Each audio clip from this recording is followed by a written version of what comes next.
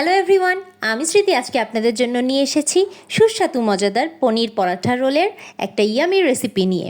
দেখতেই পাচ্ছেন এই পনির পরাঠা রোলটা দেখতে কতটা লোভনীয় হয়েছে। এটা দেখতে যতটা লোভনীয়, খেতে কিন্তু মাশাআল্লাহ অনেক অনেক বেশি টেস্টি হয়। আর এই খাবারটা একটা কমপ্লিট ফুড বলতে পারেন।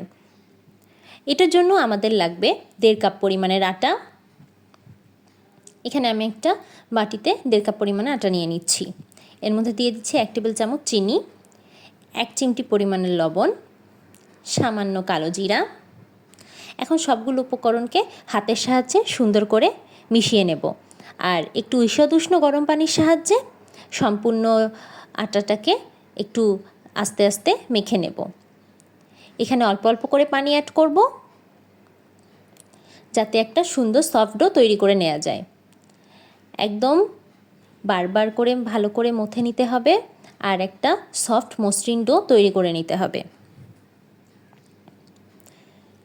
এই ডোটা মাখা যতটা ভালো হবে ততটাই আপনাদের পরাটা রোলের পরোটাটা সফট আর ক্রিস্পি হবে। এই যে দেখুন, ঠিক এই রকম সফট হবে। যখন এরকম সফট হবে তার উপর আমি হালকা ঈষৎ উষ্ণ গরম পানি দিয়ে এটাকে 10 থেকে 15 মিনিটের জন্য রেস্টে রেখে দেব। এখন আমি বাকি স্টাফিংগুলো তৈরি করে নেব। স্টাফিংয়ের জন্য আমার লাগবে পেঁয়াজ, আর পেঁয়াজটাকে আমি মাঝখান দিয়ে ফালি করে একটু রিং রিং করে পাতলা পাতলা স্লাইস করে কেটে নিয়েছি। এই যে দেখুন ঠিক কিভাবে কাটছি, আপনারাও সেম প্রসেসে রিং রিং করে কাটার চেষ্টা করবেন। আমি এভাবে সবগুলো পেঁয়াজ কেটে নিয়েছি। এখন আমি সবগুলো পেঁয়াজ থেকে রিংগুলোকে আলাদা আলাদা করে ফেলবো। পরোটা রোলের মধ্যে পেঁয়াজটা এভাবে ব্যবহার করলে এটার টেস্টটা অনেকটাই বেড়ে যায়। এখন আমি কিছু পনিরের স্লাইস নিয়ে নিয়েছি। এই স্লাইসগুলোকেও আমি এখন ছোট ছোট টুকরো করে কেটে নেব। আপনারা এটা আপনাদের সাইজ অ্যাকর্ডিং কেটে নেবেন। আমি ঠিক এই সাইজে কাটছি, এটাই স্ট্যান্ডার্ড সাইজ হয় পরোটা রোলের মধ্যে। এই সাইজের পনির ব্যবহার করলেই এটা খেতে অনেক টেস্টি হয় আর এটার শেপটাও ভালো থাকে। কাটা হয়ে গেলে পনিরের টুকরোগুলোকে একটা বাটিতে তুলে নিয়েছি।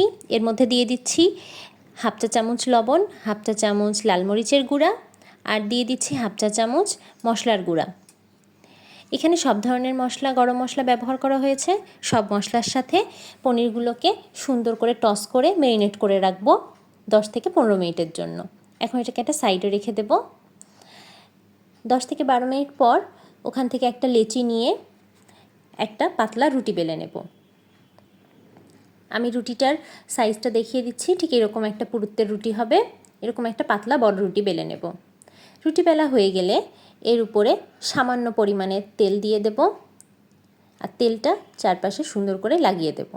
এখন পরোটার যেরকম 4 ভাঁজ হয় ঠিক সেরকমের প্রথমে 2টো ভাঁজ দিয়ে নেব আর একটা লম্বা চিকন ভাঁজ দিয়ে নেব।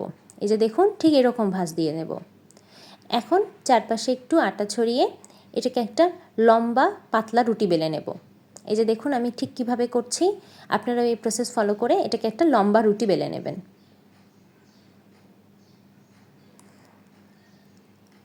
বারবার একটু আটা ছিটিয়ে দিলে এটা খুব ভালো হবে। লম্বা রুটি বেলা হয়ে গেলে একটা সাইড থেকে এভাবে মুড়িয়ে নেব। মাঝখানে একটা আঙুলের চাপ দিয়ে এটাকে ঠিক এরকম ডোম শেপ বানিয়ে নেব।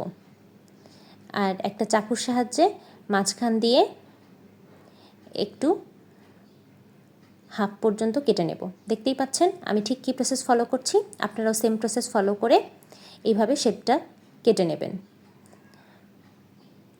হাত দিয়ে চেপে চেপে মাঝের গ্যাপটা বন্ধ করে দেবেন।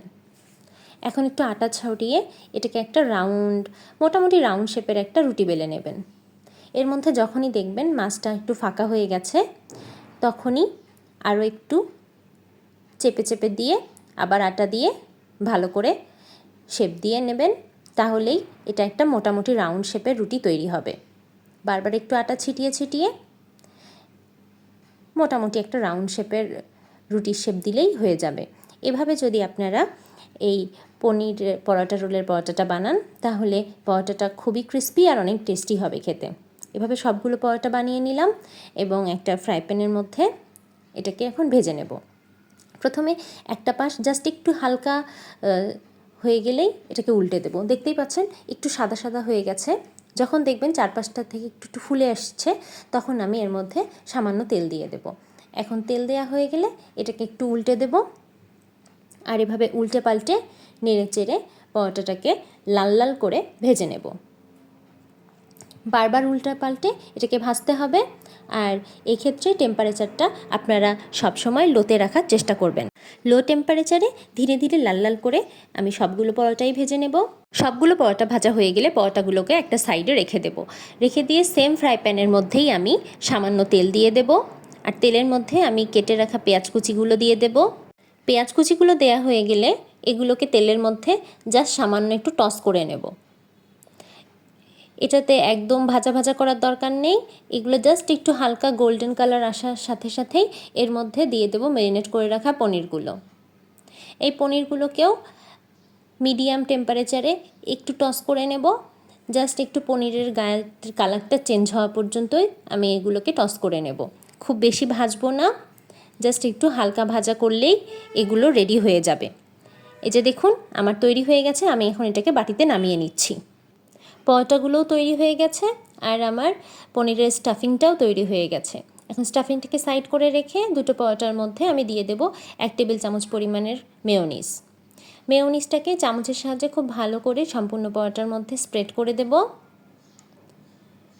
সম্পূর্ণ পরোটার মধ্যে স্প্রেড হয়ে গেলে এর মধ্যে দিয়ে দেব টমেটো সস। দুটো পরোটার মধ্যেই আমি 1 টেবিল চামচ পরিমাণের টমেটো সস ব্যবহার করছি। টমেটো সসটাও দুটো পরোটার মধ্যে সমানভাবে স্প্রেড করে দেব। স্প্রেড করে দেওয়া হয়ে গেলে এখান থেকে প্রয়োজন অনুসারে আপনাদের টেস্ট অ্যাকর্ডিং পনিরের স্টাফিং দিয়ে দেবেন। আমি এখানে প্রতিটাতে 3 টেবিল চামচ পরিমাণের করে পনিরের স্টাফিং দিয়ে দিচ্ছি। এখন স্টাফিং দেওয়া হয়ে গেলে জাস্ট সুন্দর করে মুড়িয়ে একটা রোল বানিয়ে নিলেই তৈরি হয়ে যাবে আপনাদের সুস্বাদু মজাদার পনির পরোটা রোল। আমি এখন এগুলোকে মাঝখান থেকে একটু কেটে নেব যাতে এগুলোকে সার্ভ করতে একটু সুবিধা হয়। এই যে তৈরি হয়ে গেছে আমার সুস্বাদু মজাদার পনির পরোটা রোল। দেখুন এটা কতটা লোভনীয় হয়েছে দেখতে। এটা দেখতে যতটা লোভনীয় হয়েছে খেতে কিন্তু মাশাআল্লাহ অনেক অনেক বেশি টেস্টি হয়। আর এর মধ্যে যেহেতু পনির আছে তাই এটার মধ্যে আপনারা প্রোটিনও পাবেন আর কার্বোহাইড্রেটটাও আপনারা পেয়ে যাবেন। এই পনির পরোটা রোলটা আপনারা বিকালের নাস্তায় অথবা কোনো গেস্ট আসলে গেস্টদের আপ্যায়নেও কিন্তু এই পরোটা রোলটা ইজিলি ব্যবহার করতে পারবেন। আর এটা যে কাউকে খাওয়ালেই তারা এটার ফ্যান হয়ে যাবে। এরকম আরও অনেক ইউনিক রেসিপি পেতে আপনারা আমার চ্যানেলটিকে সাবস্ক্রাইব করুন এবং আপনাদের যদি রেসিপিটি ভালো লাগে তাহলে অবশ্যই ভিডিওটিকে একটি লাইক কমেন্ট অ্যান্ড শেয়ার করে দেবেন। আর এই রেসিপি ফলো করে আপনারা যদি বাড়িতে এই পনির পরোটা রোল বানান তাহলে আমাকে অবশ্যই কমেন্ট করে জানাতে ভুলবেন না ভিডিওটি আপনাদের কেমন লাগলো। ভিডিওটি দেখার জন্য থ্যাংক ইউ এভরিওয়ান। ভালো থাকবেন সবাই, আল্লাহ হাফেজ।